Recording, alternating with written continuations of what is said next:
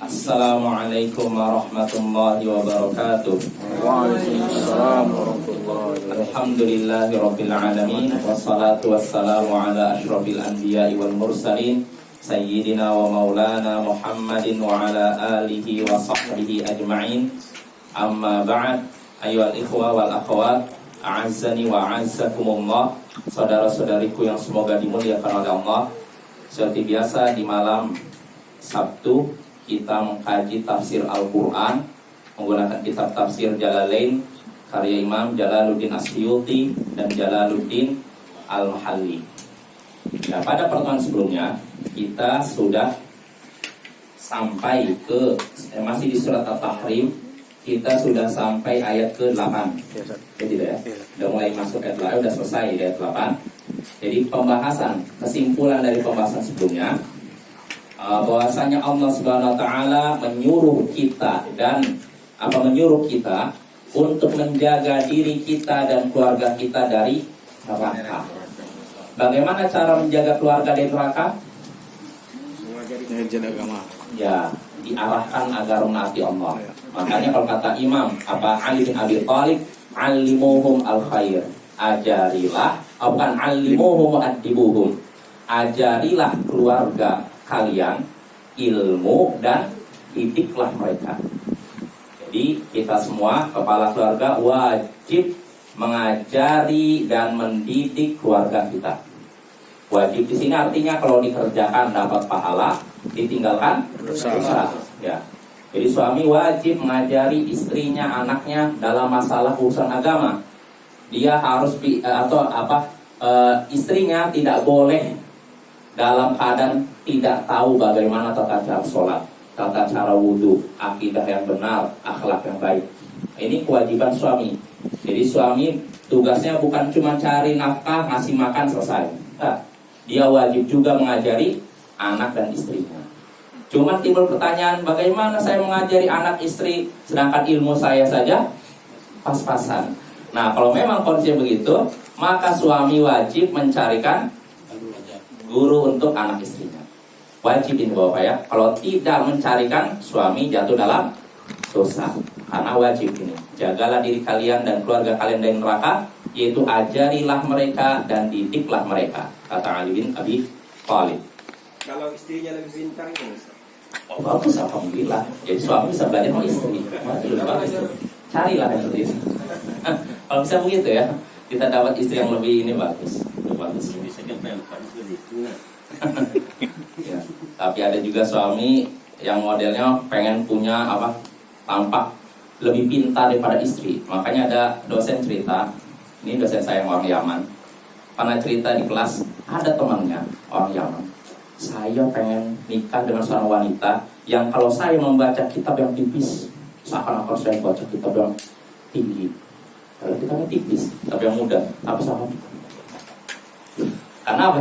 Istrinya tidak punya ilmu. Orang tidak punya ilmu menyaksikan suaminya baca kitab gundul kan. Artinya apa? Dia pengennya tampak alim di hadapan istrinya. Ya, ada sebagian gitu ya. Tapi tentu saja nggak bisa disamakan ya. Bisa jadi istri yang tingkatan ilmunya sama dengan kita bisa jadi baik-baik kita. Atau istri yang lebih tinggi ilmunya daripada kita bisa jadi lebih baik daripada kita. Nah, untungnya apa Bapak? Kalau misalkan ilmu istri dengan ilmu kita sama, kalau ngobrol itu jadi apa? Nyambung. Tapi kalau istrinya benar-benar nol, kita yang sudah belajar agama, kadang nggak nyambung ngobrol. Kecuali kalau si istri mau belajar.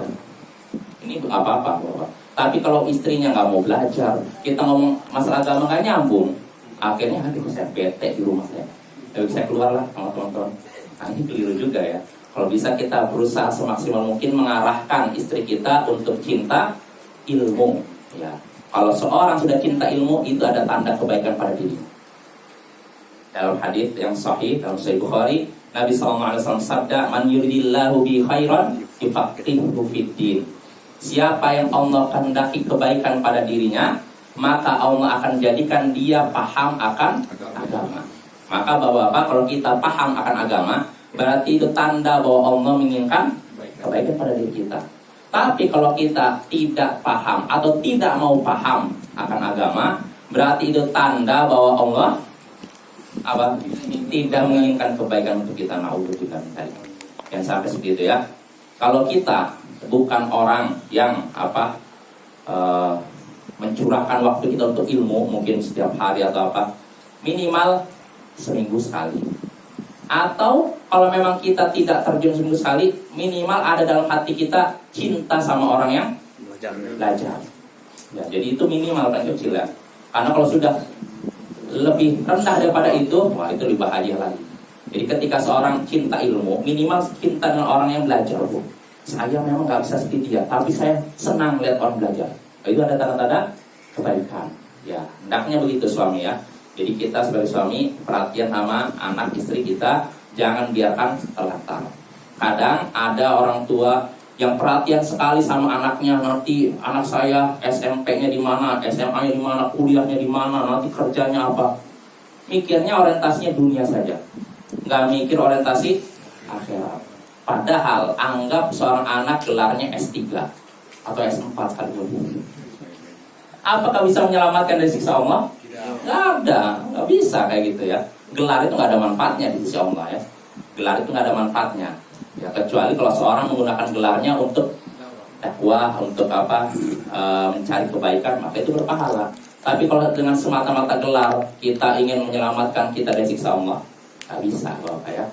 Jadi hendaknya kita semangat untuk mempelajari agama dan mengajarkan kepada orang yang ada di bawah tanggung jawab kita. Lalu pada pertemuan sebelumnya juga ayat yang terakhir, ayat ke-8, di situ Allah menyuruh kita untuk bertaubat dengan taubat nasuha.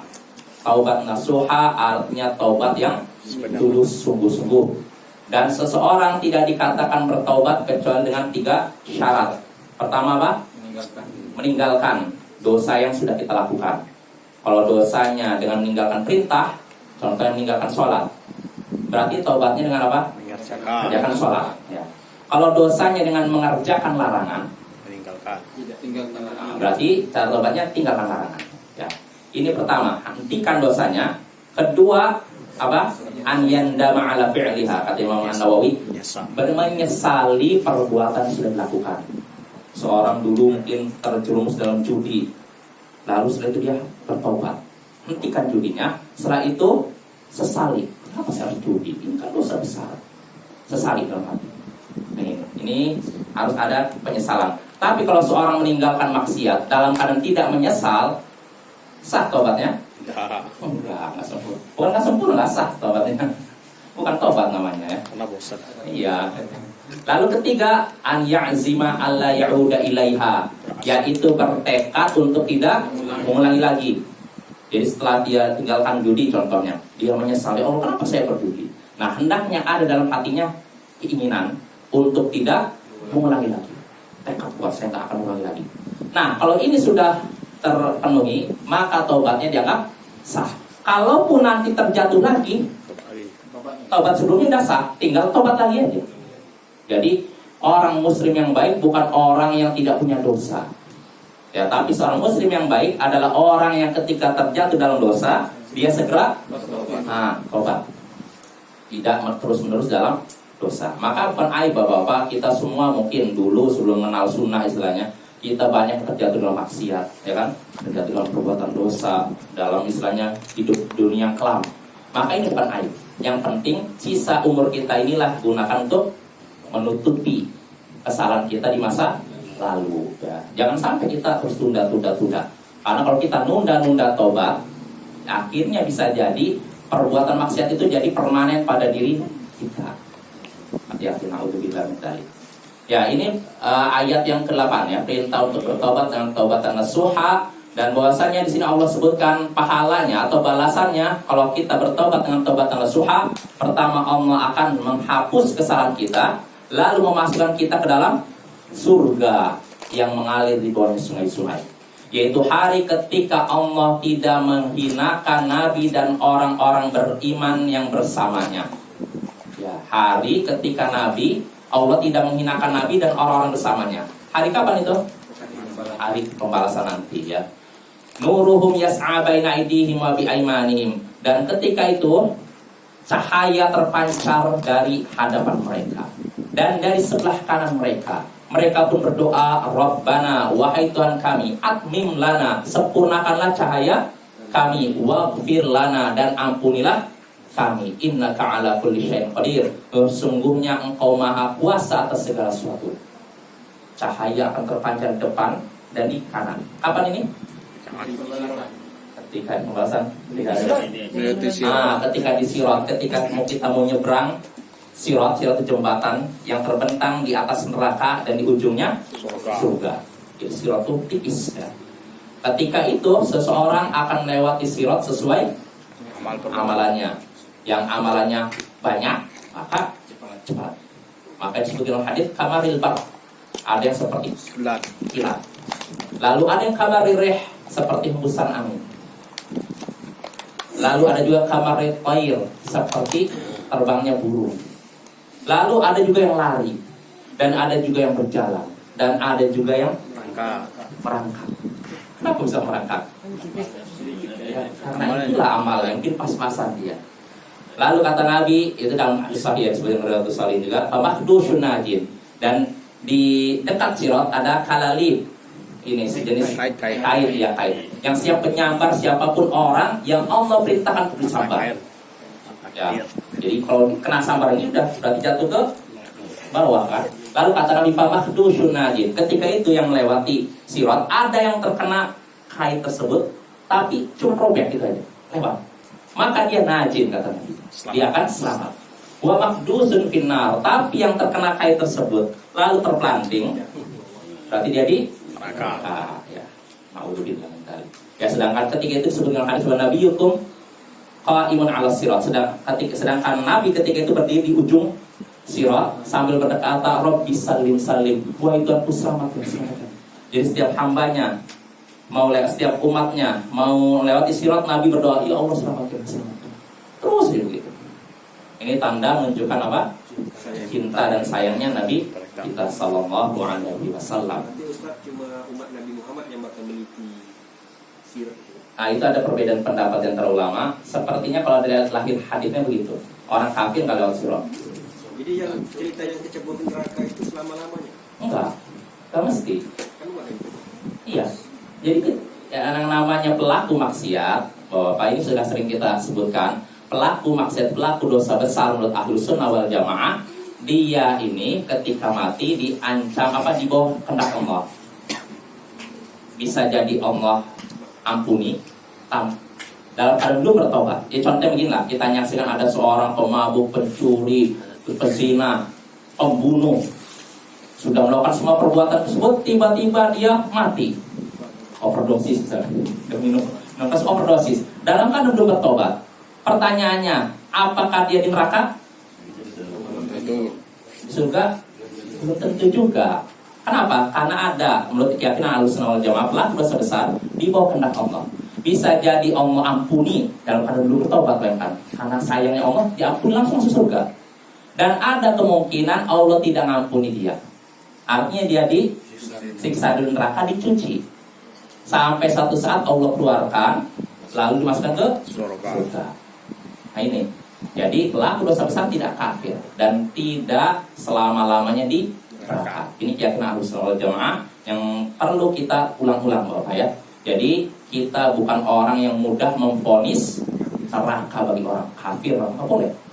Kita sudah bahas, man qala li akhi kafiran faqad ba'a biha ahaduhuma. Siapa yang berkata kepada saudaranya wahai kafir, maka ucapan ini akan kembali ke salah satu dari keduanya. Kalau kita berkata kepada saudara kita muslim kafir, maka ucapan kafir ini akan kembali kepada salah satu dari keduanya. Artinya kalau saya ucapan kafir kepada seorang muslim, ucapan kafir ini bisa jadi benar-benar sampai ke dia jadi kafir, atau kalau tidak balik ke saya.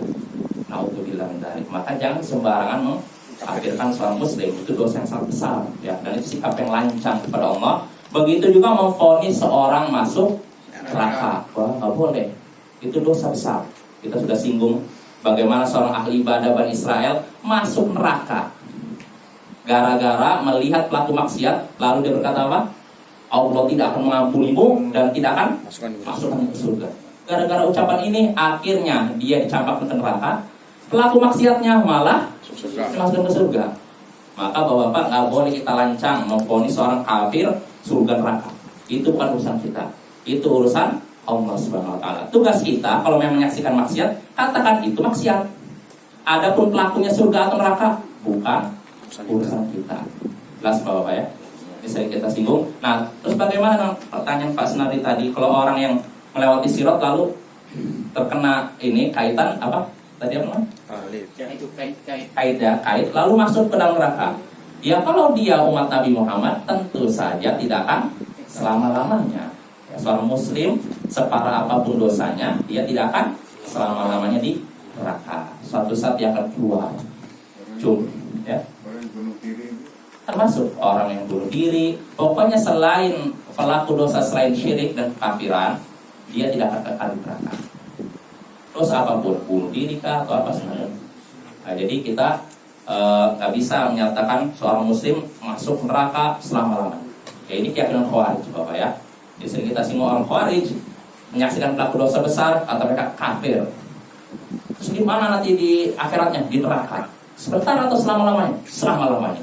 Ini orang Khawarij ya. Kita nggak seperti itu. Terus apa sesuai dengan Al-Quran Sunnah, bahwasanya ayat dan hadis dalam Al-Quran dan Sunnah menunjukkan bahwasanya pelaku dosa besar tidak kafir. Dia kalau mati dalam keadaan belum bertobat, maka dibawa kehendak Allah.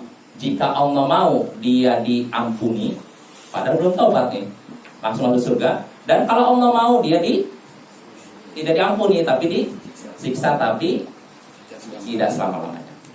Apa benar Ustaz ada bekas orang yang pernah di neraka itu, yang simpan neraka itu, di surga itu ada bekas tanda-tanda itu? Ada hadis Ustaz? Oh, Bapak, saya dengar ada siapa Ustaz di kampung. Oh, saya nggak tahu tuh. Oh, kalau maksudnya dia ketika keluar dari neraka dalam keadaan hangus, ya ada sebutkan hadis. Iya, nanti setelah itu dia dimasukkan ke Nahrul Hayat, sungai kehidupan. Nah, ketika sudah masuk dalam sungai tersebut, tiba-tiba dia keluar dari sungai tersebut dalam keadaan seperti tumbuhan yang baru keluar dari tanah. Artinya apa? Segar. Artinya angus, kebakar itu. Gosong, tiba-tiba udah keluar dari sungai tersebut, dia dalam keadaan sempurna lagi. Barulah Allah masukkan surga. Nah, tapi Bapak, jangan sampai kita bersandar dengan seperti itu. Oh, apa-apa saya masuk neraka. Nanti kan ujung-ujung masuk. Ya Allah, memang neraka itu ringan. Ringan ya. Sedangkan satu hari di akhirat nanti sama dengan 50.000 tahun di dunia. Jangan sampai kita, oh saya nggak apa-apa satu hari aja di neraka. Nggak boleh. Dan nggak boleh kita melecehkan dan mengolok-olok neraka. Saya dapat kabar dari seorang ustadz, ada seorang pelawak, nggak mau saya sebutkan namanya lah. Ada di sebuah koran, dia sedang berjemur di atas ini atap ya. Ditanya, kamu lagi apa berjemur di atas? Saya ingin latihan masuk neraka. Nah, udah bilang, apa yang meremehkan neraka, memperolok-olok neraka? Itu sama saja seorang sudah mencela Islam, dan mencela Islam bisa keluar dari Islam. Gak boleh ya. Neraka dikiranya neraka itu sesuatu yang ringan. Sedangkan disebutkan dalam hadis Sahih Bukhari dari Abdullah bin Amr bin Al-As, Nabi sallallahu alaihi wasallam sabda, "Inna ahwana ahli nari 'adaban yaumal qiyamah la rajulun tud'u fi ahmasi qadamai jamratun yadli min hadimahu." Sesungguhnya penduduk neraka yang paling ringan siksanya, penduduk neraka kan disiksa kan? Nah, ada yang berat, ada yang menengah, ada yang ringan. Yang paling ringan siksanya adalah seseorang yang diletakkan bara api di sininya nih, namun dengan itu mendidih lautannya. Bara api cuma nempel sini saja, tapi dengan itu otaknya saking panasnya. Itu kalau cuma kaki. Maka bagaimana pula kalau sampai betis? Maka bagaimana pula kalau sampai lutut, sampai perut atau sampai seluruh? Ya, itu sesuatu yang mengerikan ya. Seandainya kita bisa menyaksikan neraka sekarang, mungkin kita rasanya pingsan gitu. Nangis menjerit-jerit. Nah, itu jangan menganggap remeh neraka. Para sahabat ketika disebutkan neraka mereka nangis. Nabi ketika menyaksikan dalam Isra Mi'raj, menyaksikan surga neraka, beliau nangis. Sehingga kata Rasulullah, "Lau ta'lamuna ma'alam la dhahiktum qalilan wa la bakaitum katsiran." Ini dalam Sahih Bukhari Muslim ya. seandainya kalian mengetahui apa yang aku ketahui, seandainya kalian tahu apa yang aku ketahui, niscaya kalian akan sedikit tertawa dan banyak menangis. Kalau kalian tahu apa yang aku ketahui. Maka para sahabat bertanya, apa yang kau lihat oleh surga dan neraka? Maka para sahabat pun langsung menutupkan ini mereka di sini. Lalu terdengarlah suara seperti lebah. Tandanya apa? Nangis. Nangis, tapi bukan perkara. Maka kalau ada orang mengolok-olok, mengejek neraka, itu sama saja sudah menantang Allah Subhanahu Wa Taala. Itu yang besar Bapak ya. Nggak boleh kita mencela surga neraka ciptaan Allah itu. Ya, itu tentang surga neraka. Lalu pada pertemuan sebelumnya terakhir ada kaidah yang terluput dari saya terkait ayat 8. Jadi orang beriman ketika mau melewati sirat, mereka kan berdoa, wahai Tuhan kami, sempurnakanlah cahaya kami dan ampunilah kami, sesungguhnya Engkau maha kuasa atas segala sesuatu. Engkau maha kuasa atas segala sesuatu, maka ampunilah apa? Sempurnakanlah cahaya kami dan ampunilah kami. Nah, dari kalimat ini, kata para ulama, kita bisa mengambil faedah, yaitu disyariatkan tawassul dengan nama dan sifat Allah.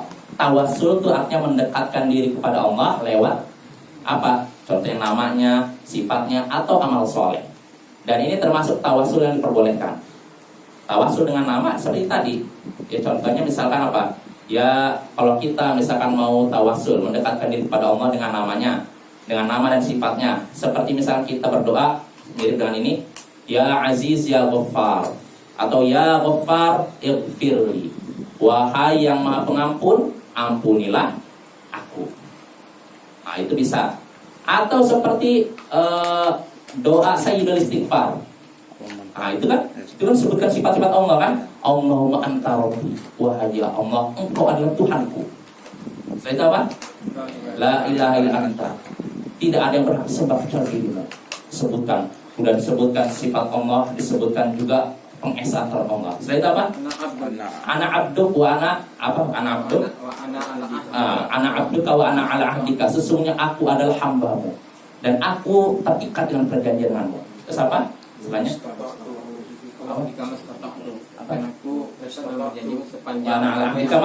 ya, dan aku terikat dengan perjanjianmu semampuku sampai akhirnya. A'udzubika min syarri ma sana'tu, dan aku berlindung kepadamu dari keburukan apa yang kulakukan. Setelahnya apa?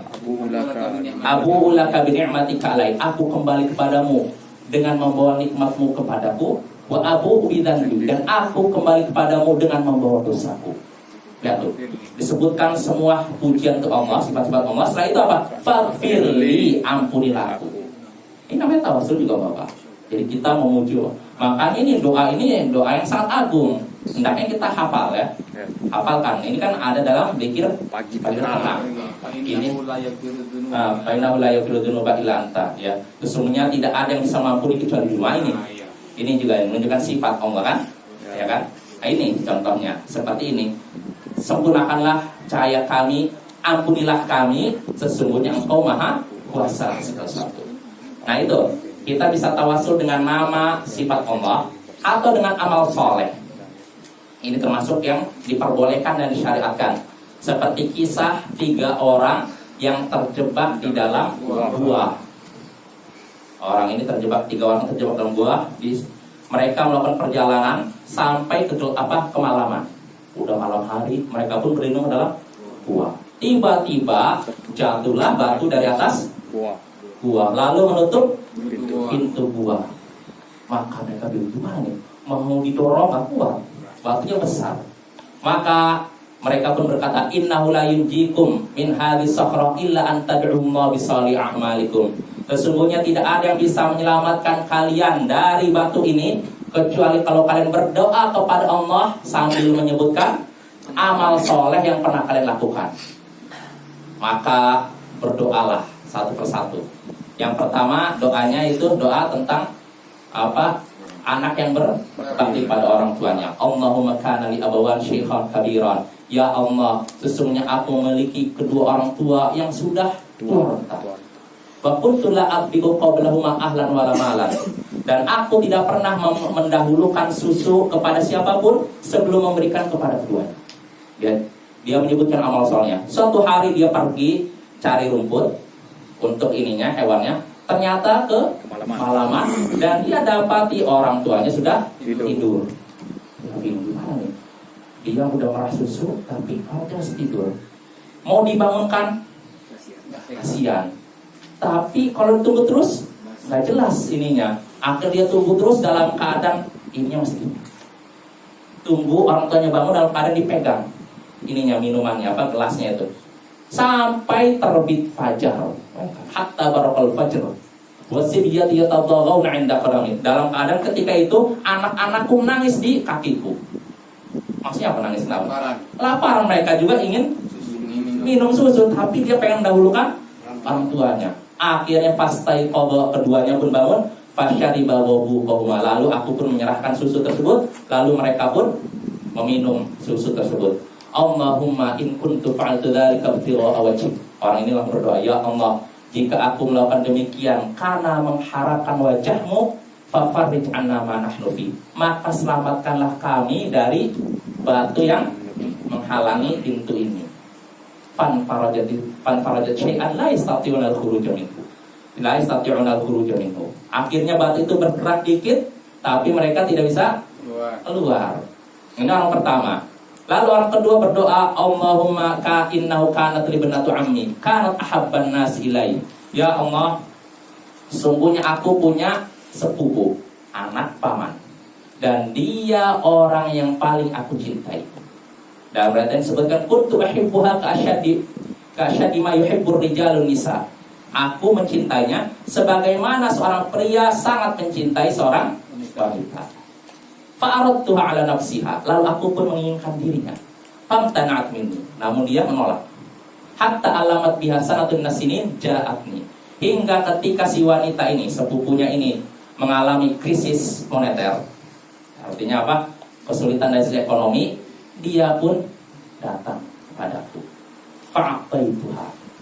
Aku artinya memberikan kepada dia apa? Fa'ataitu 'ala fa'atait 20 wa mi'ah. 120 dinar, maksud lupa saya. Aku pun memberikan kepada dia berapa dinar? 120 dinar, masalah.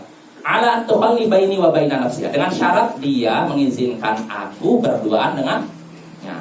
Sampai ketika hatta idza qadartu 'alaiha, hingga ketika aku sudah sanggup untuk itu. Dalam riwayat lain disebutkan hatta idza qa'adtu baina rijlaiha, hingga ketika aku sudah duduk di antara kedua kakinya. Artinya sudah mau melakukan hubungan itu. Sebentar lagi mau melakukan hubungan itu, tiba-tiba si wanita ini berkata, ittaqillah wa la tafuddal khatama illa bihaqqi. Bertakwalah engkau kepada Allah dan jangan pecah cincin kecuali dengan cara yang benar. Maksudnya apa? Saya jelas ya. Artinya jangan hilangkan keperawananku kecuali dengan nikah. Akhirnya fansaraftu anha. Aku pun berpaling dari si wanita itu. Wahya habbun nas ilai. Padahal dia wanita yang paling kucintai. Wa taraktu dhahabal ladzi a'taituha. Lalu aku pun tinggalkan uang emas tadi yang sudah aku berikan kepadanya.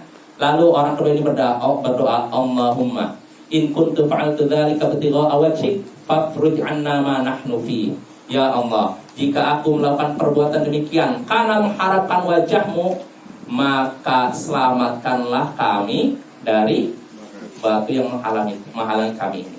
Fan farajatis sakhra, maka batunya bergeser. Wa ira annahum la yastati'una al-khuruj minha. Hanya saja mereka masih belum bisa keluar karena mungkin misalkan segini, yang pertama, yang kedua segini, mau keluar? Enggak kan?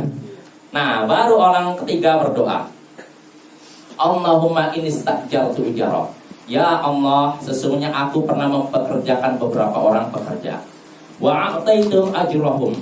Aku berikan semua mereka upahnya. Jadi semua pekerja ini setelah bekerja mereka dapat upah masing-masing. Wa ira rajulin wahidin tarakal ladzi lahu wa dhahab. Kecuali satu orang yang pergi meninggalkan upahnya. Begitu saja. Dia udah kerja tapi tidak ngambil upahnya. Akhirnya apa yang dilakukan? Fathamartu ajrahu. Aku pun mengembangkan memutar upahnya dia itu. hatta kasbirat minhul amwal, sehingga akhirnya dari hasil upah yang diputar dia dapat Banyak harta. untung. Iya, berkembang. Ya, aku kembangkan istilahnya itu. Hartanya mungkin upahnya misalkan 1 juta digunakan untuk bisnis, ternyata sukses sehingga menghasilkan aset yang banyak. Nah, ketika sudah dalam keadaan demikian, faja'ani ba'dahin, ternyata orang yang itu, pekerja tadi yang pergi itu meninggalkan upahnya, balik lagi.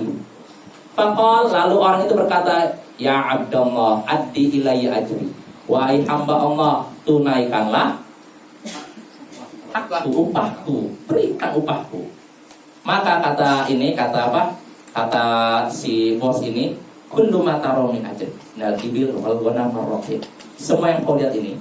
Jadi dia kan dari upahnya itu kan diputar menghasilkan unta banyak, kambing dan budak-budak.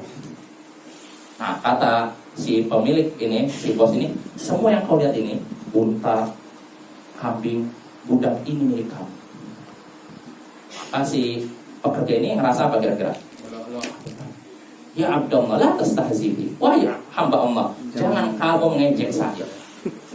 Ya, dikira bercanda kamu. Upah saya kan misalkan cuma 1 juta. Kalau ini kan 20 juta. Gimana nih? Jangan mengejek saya.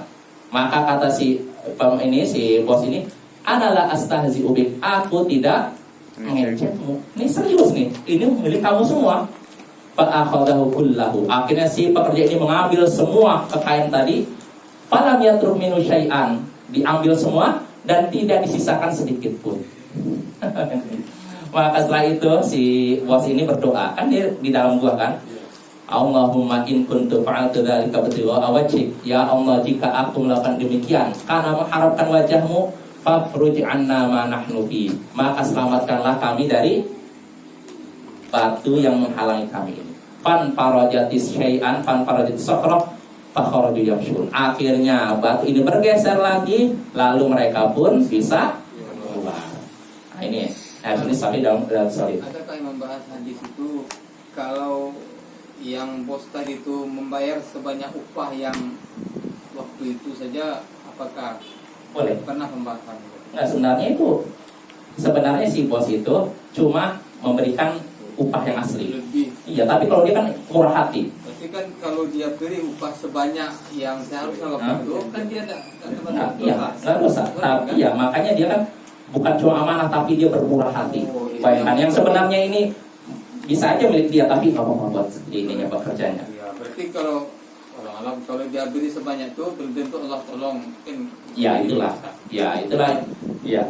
Ini kan menunjukkan pertama sikap amanah si bos, terus kedua murah hati. Makanya dia bertawasul. Ketiganya Bapak bertawasul, mendekatkan diri kepada Allah dengan menyebut apa? Amal soleh. Yang satu bakti kepada orang tuanya, yang kedua menjaga diri dari zina, yang ketiga amanah dan bermurah hati. Makanya digeserlah. Nah, ini menunjukkan tawasul Bapak. Selain bertawasul dengan menyebut nama Allah, bisa juga dengan menyebut amal soleh.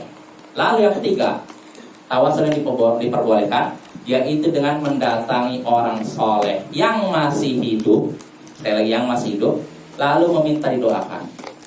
Ini boleh, sepakat para ulama. Jadi 3 tawasul ini Bapak, ini termasuk tawasul yang disepakati para ulama. Adapun selain 3 ini ada beda pendapat. Pendapat yang kuat yang saya yakini, yang sahih cuma ini saja. 3 ini saja. Jadi yang pertama, doa kepada Allah sambil menyebut apa? Nama dan sifatnya. Kedua, berdoa kepada Allah sambil menyebut amal soleh. Misalkan bapak kita dalam keadaan ini ngerasa sedih, kesulitan ekonomi, maka coba ingat, ada nggak amal soleh yang pernah kita lakukan dan kita ketika itu benar-benar merasa ikhlas. Misalkan ketika lagi sedih, dulu saya pernah nolong teman saya yang kesusahan. Doa kepada Allah, ya Allah, sesungguhnya aku dulu pernah menolong temanku dalam keadaan kesulitan, karena itu tolong juga aku. Nah, itu tawasul yang diperbolehkan. Lalu yang ketiga, mendatangi orang soleh yang masih hidup, lalu minta didoakan. Dan saya datang ke Andi, orang soleh kan, tolonglah doakan saya nih biar rezekinya lancar. Maka boleh Andi, ya Allah berilah rezeki kepada ini. Itu diperbolehkan. Tapi saya katakan diperbolehkan, bukan dianjurkan. Bisa dibedakan Bapak antara diperbolehkan dan dianjurkan. Artinya kalau dianjurkan, enggak, kita nggak dianjurkan setiap datang orang soleh tolong doakan saya, nggak begitu. Tapi kalau diperbolehkan ya boleh. Ya sekali. Karena kalau seorang selalu bersandar kepada doa orang lain, itu menunjukkan pertama dia berprasangka buruk pada dirinya. pada dirinya. Seakan-akan kalau saya doa kepada Allah nggak didengar Allah, kan gitu kan? Saya harus dulu. Enggak. Ya harusnya kita doa. Tapi kalau kadang-kadang kita minta doa, Bang Andi, doakan saya, nggak masalah. Apalagi kalau misalkan Andi ini pergi ke tempat yang mana di situ doa mustajab dikabulkan. Contohnya mana? Di Mekah. Andi misalnya mau umroh, maka nggak apa-apa datang. Andi doakan saya biar saya ini. Boleh. Iya, titip doa. Ya seperti Nabi SAW berkata pada siapa? Umar bin Al-Khattab berkata, la tansana ya ukhai min du'ai. Wahai saudaraku, jangan lupakan kami dalam doa. Ini nggak apa-apa Bapak ya. Tapi sekali lagi jangan sering-sering ya. Kalau kadang-kadang nggak masalah. Jelas Bapak, ini faedah penting yang terkait ayat ke-8. Nah sekarang kita masuk episode. Sedikit lagi ya. Ya dah, kita baca aja lah terjemahannya aja ini ayatnya. A'udzubillahi minasyaitonirrajim. Ya ayyuhan nabiyyu jahidil kuffara wal munafiqina waghlub 'alaihim wa ma'wahum jahannam wa bi'sal masir. Wahai Nabi, perangilah orang-orang kafir dan orang-orang munafik dan bersikap keraslah kepada mereka, dan tempat mereka adalah Jahannam, dan itu adalah seburuk-buruk tempat kembali. Daraballahu mathalan lilladzina kafaru imra'ata Nuhin wa imra'ata Lut kanata tahta 'abdaini min 'ibadina shalihain fakhanatahuma falam yughniya 'anhuma minallahi syai'a wa qila adkhulan nara ma'ad dakhilin. Dan Allah telah menjadikan istri Nabi Nuh dan istri Nabi Lut sebagai perumpamaan bagi orang-orang kafir. Kedua-duanya, istri Nabi Nuh dan istri Nabi Lut, di bawah pengawasan kedua hamba kami yang soleh. Ya. Fakhanatahuma, namun keduanya, kedua istri tersebut berkhianat kepada suami mereka. Falam yughniya anhuma minallahi syai'a, maka kedua suami mereka tidak bisa menolong mereka sedikit pun. Wa qila dukhulan nar ma'ad dakhilin, dan dikatakan kepada mereka berdua, istri Nabi Nuh dan istri Nabi Lut, masuklah kalian ke dalam neraka. Masuklah kalian ke dalam neraka bersama orang-orang yang masuk ke dalam neraka. Wa daraballahu mathalan lilladzina amanu imra'ata fir'aun il qalat rabbi ibni li 'indaka baitan fil jannah wa najjini min fir'auna wa 'amalihi wa najjini minal qaumil zalimin. Dan Allah juga membuat istri Fir'aun sebagai perumpamaan bagi orang-orang yang beriman, yaitu tatkala dia berdoa, wahai Tuhanku, bangunkanlah untukku rumah di surga, dan selamatkanlah aku dari Fir'aun dan perbuatannya, dan selamatkanlah aku dari orang-orang yang zalim. Wa Maryam banata Imran allati ahsanat farjaha fanafakhna fihi min ruhina wa saddaqat bi kalimati rabbiha wa kutubihi wa kanat minal qanitin. Dan Maryam putri Imran, dan Maryam putri Imran yang menjaga kehormatannya. Dan artinya gini, dan Allah juga menjadikan Maryam putri Imran sebagai perumpamaan gitu maksudnya. Dan Maryam putri Imran yang menjaga kehormatannya, lalu kami pun tiupkan padanya sebagian dari roh kami, dan dia adalah orang wanita yang membenarkan kalimat Tuhannya dan juga kitab-kitabnya, dan dia termasuk orang-orang yang taat. Nah ini terjemahan surat At-Tahrim ayat 9 sampai ayat 12 ya. Adapun faedahnya pembahasannya akan insyaallah akan kita bahas pada berikutnya karena cukup waktu.